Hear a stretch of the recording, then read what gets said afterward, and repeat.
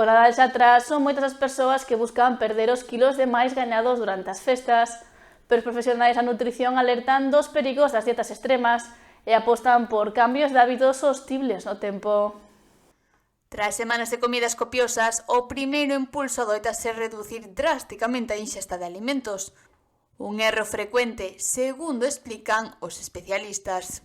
Contrarrestar non sería a palabra, porque a xente ao final o que fai é deixar de comer, o sea, vai ao extremo fácil, non? O sea, o primeiro que fan é deixo de comer e a ver se adelgazo. Pero non, nós o que recomendamos é coller uns hábitos que poidas levar pois día a día e que permanezcan a largo plazo. Os profesionais insisten en que as dietas restrictivas non funcionan e poden provocar o efecto contrario.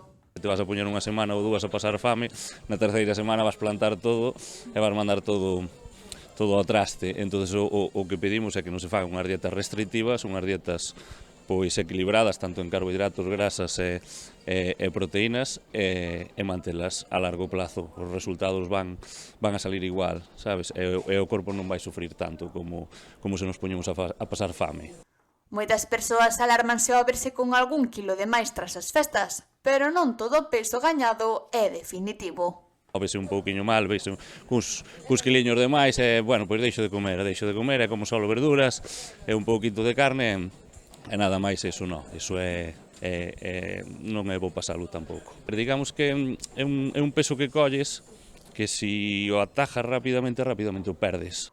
O problema aparece cando ese aumento de peso se mantén no tempo. Cando ti colles 3-4 kilos e os deixas no largo do tempo durante máis meses, digamos que xa se consolidan e costa máis quitalos. Pero, lógicamente, se ti en diciembre colles 3-4 kilos, en enero poste cunha dieta un pouquiño equilibrada, pois nun mes eses kilos xa os tes fora, realmente non son teus.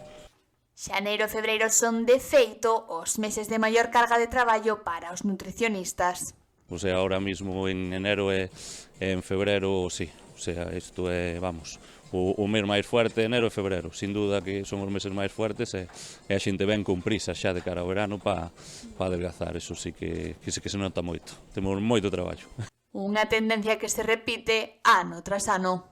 Claro, xente ven sempre pensando de cara ao verán estar na mellor forma física que se poden ver, sí.